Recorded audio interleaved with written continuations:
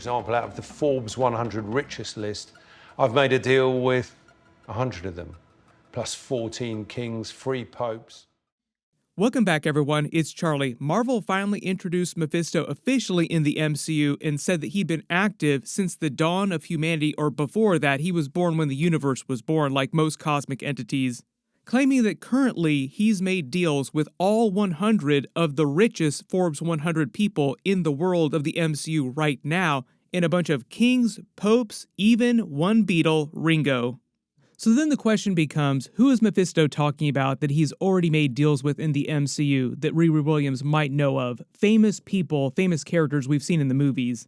During all of his scenes so far, he actually reveals some of those characters and then implies about some of the others, so we'll break it all down, because some of them are much, much bigger characters, and some of them are kind of unexpected. There are also some deleted scenes that Marvel removed from earlier movies, like the first Avengers movie, featuring Mephisto tied much more closely to the Thanos Infinity Gauntlet storyline with the Infinity Stones. So I'll explain what that plan was too, because it also implies some surprising characters you would not expect made some deals with Mephisto and might be on the hook with him still.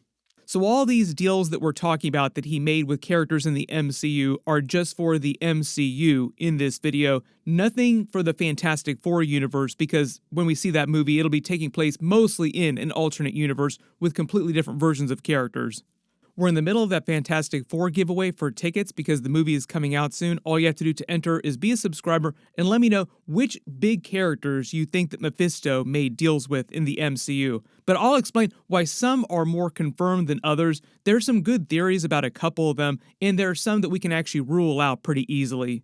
So you have to remember, Mephisto's candidates that he tries to make bargains with for their souls typically are the people who view themselves as great or have great intellect or had greatness and lost it and are currently seeking to attain that greatness or get it back in some cases, what he refers to as the unseen or the unheard, people who feel like they deserve something and haven't gotten it yet.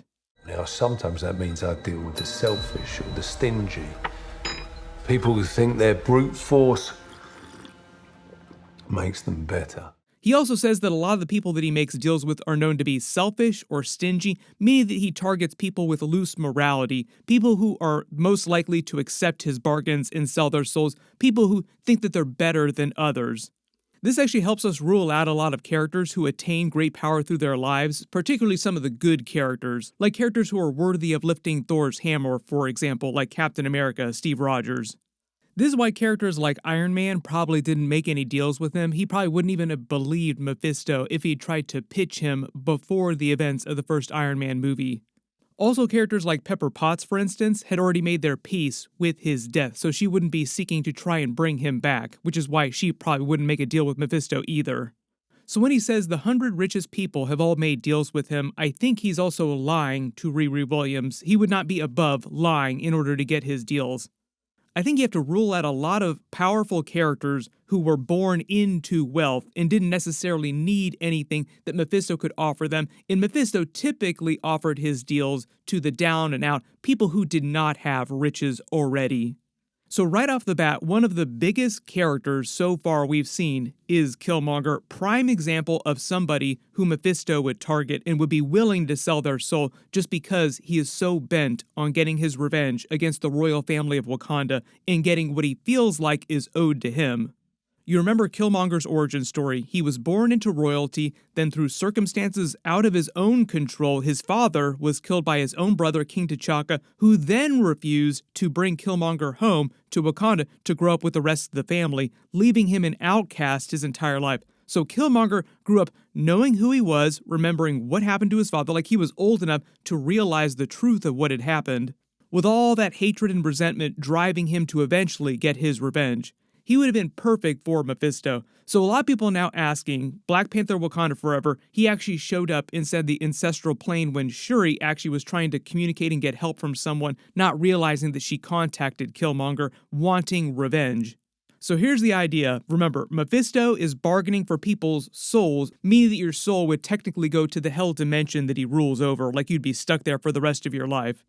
So if Killmonger sold his soul, why was he in the ancestral plane when Shuri contacted him? but probably because of the circumstances of his death. So while it is possible that Killmonger would have sold his soul to actually get the power he needed to actually gain the throne of Wakanda, his brand new pact with Bast the Panther goddess when he became the new Black Panther briefly, all Black Panthers formed this pact with her when they become the next Black Panther, would have superseded any previous deals he had made with Mephisto. One of the only ways that we currently know about you can break a deal with Mephisto is by making a similar type of deal with a more powerful cosmic entity or god. Making a deal with Death, for example, with Aubrey Plaza's character, would be an example of that. She is meant to be one of the most powerful cosmic entities that actually exists, because you can't kill Death, but you can kill Mephisto. So it's most likely that Killmonger escaped Mephisto when Bast basically took him to the ancestral plane. Then there's characters like Gore the God Butcher. How did he acquire the Necro Sword, the all-black? Remember, it just came out of nowhere, appearing to him with whispers all around it. Every time Parker Robbins, the Hood, put the hood on, he would hear Mephisto's whispers in his ear, slowly possessing him completely. We actually saw through the course of Thor Love and Thunder that the shadows from the Necro Sword possessed Gore more and more by the end of the film. So probably one of the biggest characters who did actually make a deal with him was Thanos. You remember when he explained his backstory during Avengers Infinity War, how Titan was a paradise, but he saw that it was actually on the brink of death. So he came up with his crazy plan to kill half the population, which of course the other Titans thought was crazy, then cast him out. If you haven't read the original Thanos comic book that deals with his backstory in his childhood, it sort of explains what it was like when he was growing up on Titan. There have been a couple big changes from his comic book origin story to the MCU, like they don't actually have his relationship with Death in the same way they do in the comics. That would be Aubrey Plaza's version of Death. What wound up happening after he was exiled from Titan is that he basically became a space pirate, found his own crew, the Black Order as he so calls it, the Children of Thanos, then started going around the universe collecting power and doing what he was doing with the Infinity Stones, but the slow way, like basically killing off half the population one world at a time. That's how he eventually found Gamora. He was just at her planet, killing half of the population and stealing a bunch of their resources. Here's where we get to one of the really big surprise characters in Marvel's original plan for Mephisto in the Infinity Stones and the Infinity Gauntlet storyline just in general during Marvel Phase 1, Phase 2, and Phase 3. So the whole Infinity Gauntlet storyline was adapted from the Thanos Infinity Gauntlet storyline in the comics. During that comic book storyline, Mephisto is an ally of Thanos, just basically waiting for his own opportunity to steal the Infinity Gauntlet for himself. But during the first Avengers movie, there's a deleted scene where they shout Mephisto out and show in Nick Fury's files that S.H.I.E.L.D. consulted with Mephisto at one point to learn all about the Tesseract. There's a lot we'll have to bring you up to speed on if you're in.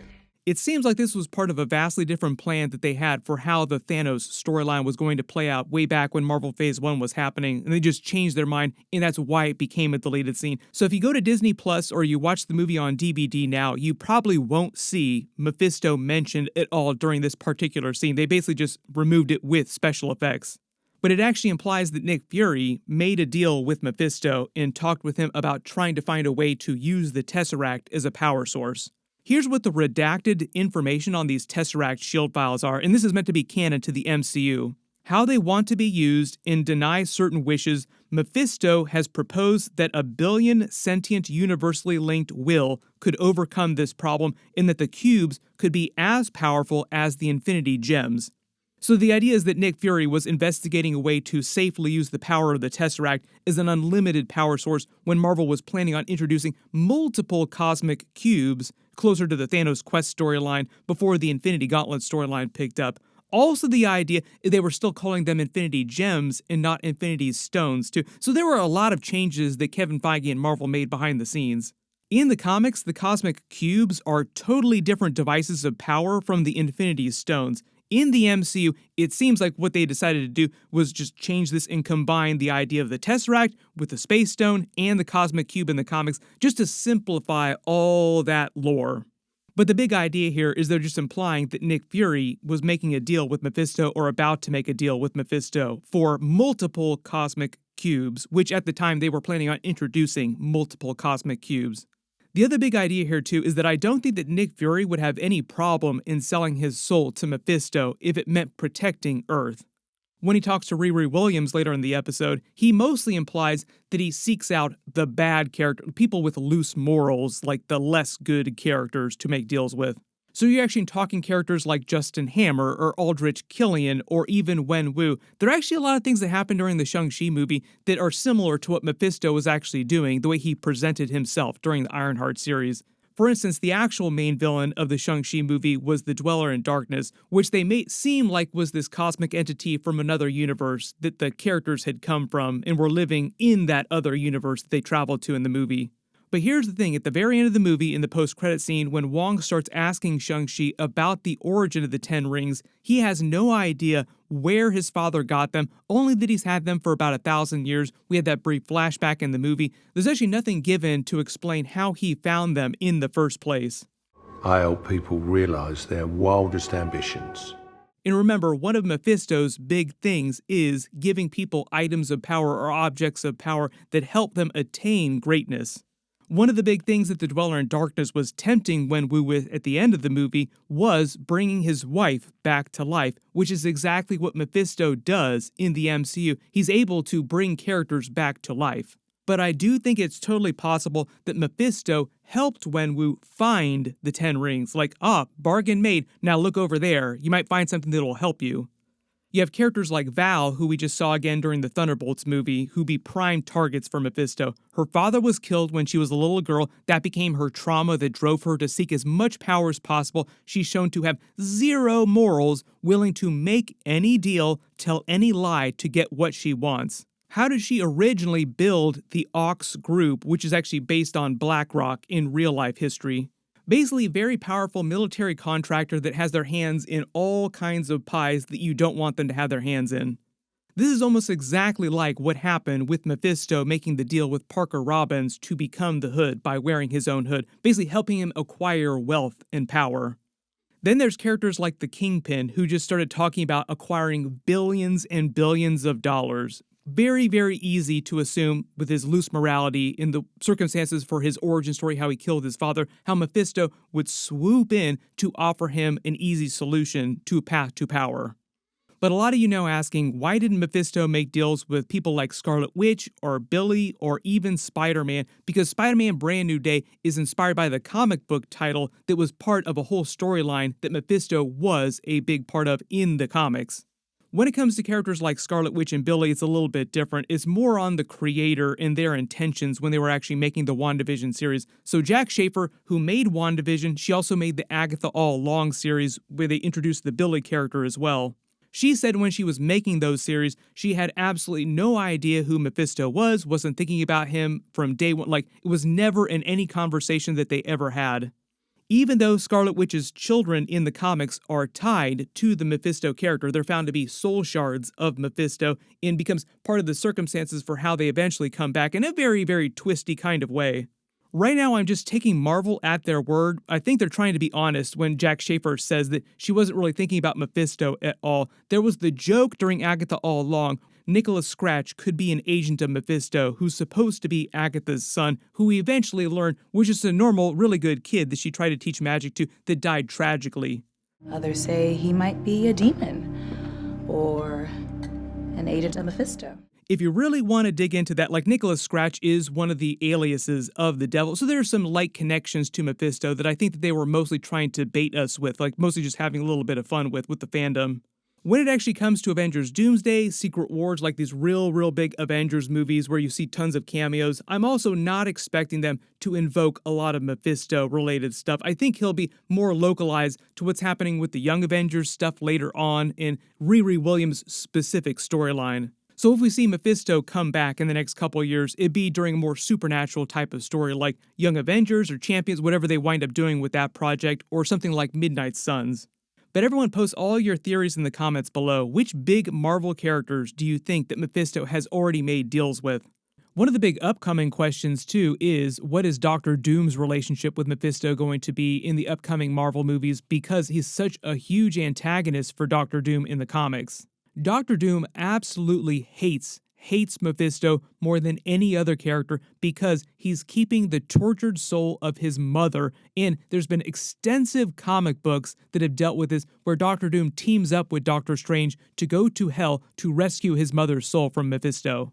All those stories would make amazing movies at some point, so Marvel, if you are planning on recasting a different Doctor Doom after Robert Downey Jr. is done with the character, please save some of these stories for those movies.